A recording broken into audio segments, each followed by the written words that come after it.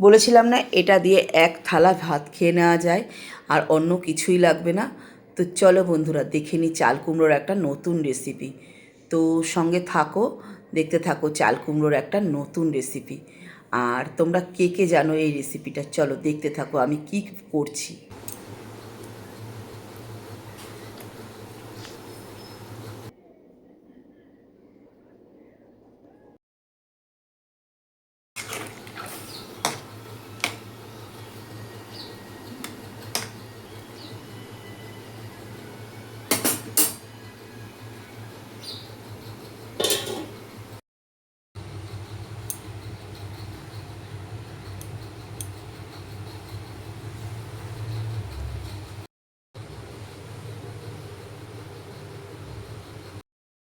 এটা কি বেগুন? না, চাল কুমড়ো। এটা হচ্ছে পোস্ত আর সর্ষে বাটা বেটে কি করবে নিয়েছি। এগুলো দিয়ে? চাল কুমড়োর চারি পোস্ত। হ্যাঁ। হ্যাঁ, নাম শুনিসনি কোনোদিনও? না। এই যে চাল কুমড়োটাকে দেখ এরকম করে কেটে নিয়েছি, নিয়ে এটাকে একটুখানি নুন আর হলুদ দিয়ে ভাত দিয়ে নিয়েছি। এবার এর মধ্যে এই সর্ষে আর পোস্তটা আমি ভরে দিলাম, বুঝেছিস? তারপরে কি করব বন্ধুরা, সঙ্গে থাকো, দেখতে থাকো কি বানাচ্ছি আমি একটা নতুন। অনেকে হয়তো খেয়ে থাকবে এটা, এটা আমার ঠাকুমার হাতের রান্না। আমি একে একে চাল কুমড়োগুলো সব ভরে নিয়ে তারপর দেখাচ্ছি তোমাদের। তোমরা দেখো একে একে সবকটা চাল কুমড়োর ভেতরে আমি সর্ষে আর পোস্ত বাটা ভরে দিয়েছি। তো এইবার এগুলোর মধ্যে বেসনের গোলায় গুলিয়ে ভাজলে ভালো হয়, কিন্তু অনেকটা তেল লাগবে, যেহেতু আমার রান্না তো কম তেলেই করি আমি। তো এটাকে আমি একটু বেসন, শুকনো বেসন মাখিয়ে নেবো যাতে তেলটা কম ঢোকে।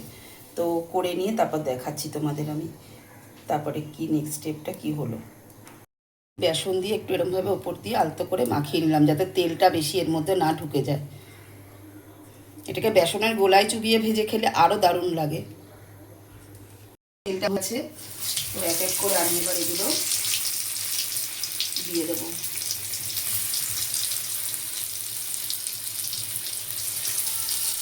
গ্যাসটা একটু কমিয়ে দিই।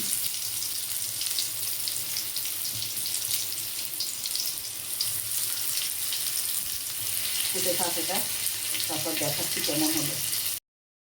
বন্ধুরা দেখো একটা পিঠ কিরম ভাজা হয়ে গেছে, একটা পিঠ কিন্তু ভাজা হয়ে গেছে।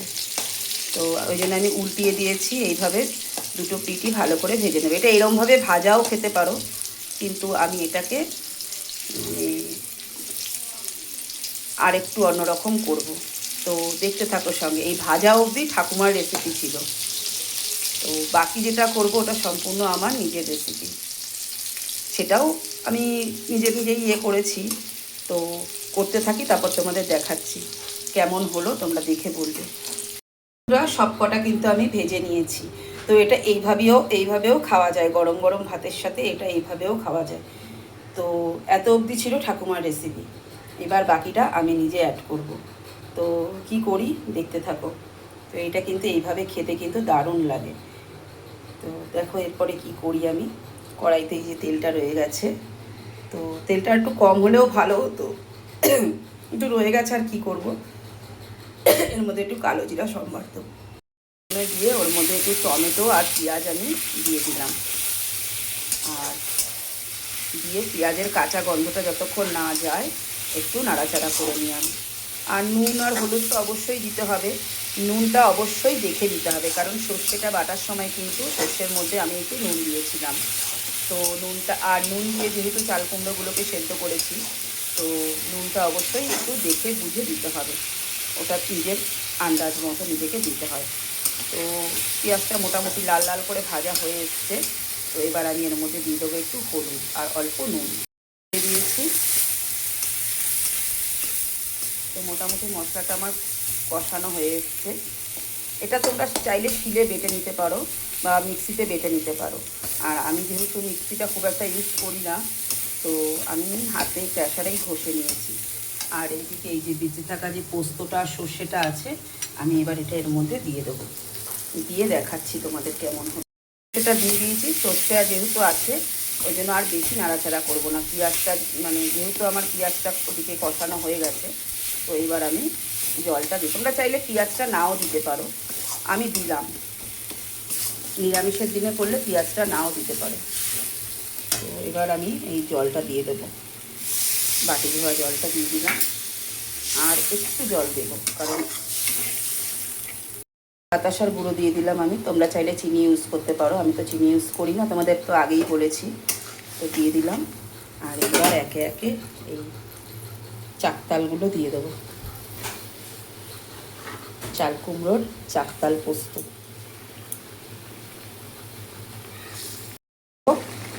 এই যে এগুলো সব দিয়ে দিয়েছি।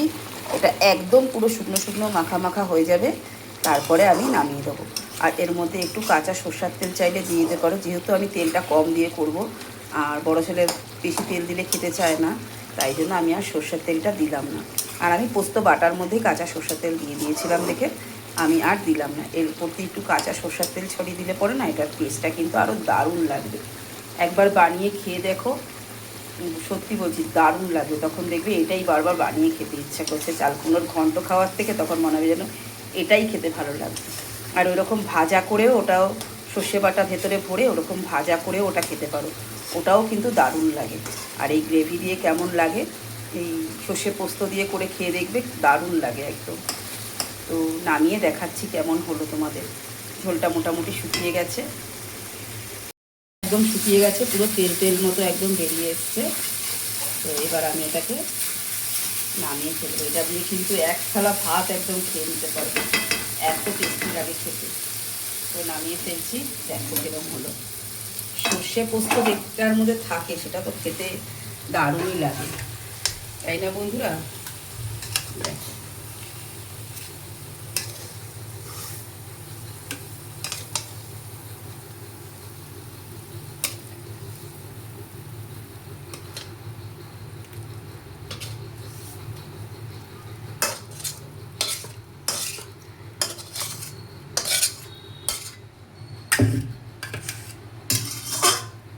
হয়ে গেল আমার চাল কুমড়োর চাকতাল পোস্ত। এটার নাম ছিল চাকতাল, চাল কুমড়োর চাকতাল। তো যেহেতু আমি পোস্ত দিয়ে এটা গ্রেভি মতো করলাম, তাই এটার আমি নাম দিয়ে দিলাম চাল কুমড়োর চাকতাল পোস্ত। আর অন্য কি নাম দেওয়া যায় তোমরা একটু কমেন্ট করে জানিও, ঠিক আছে? চলো তারপরে দেখা, একবার খেয়ে ট্রাই করে অবশ্যই আমাকে কমেন্ট করে জানিও যে কেমন হয়েছে।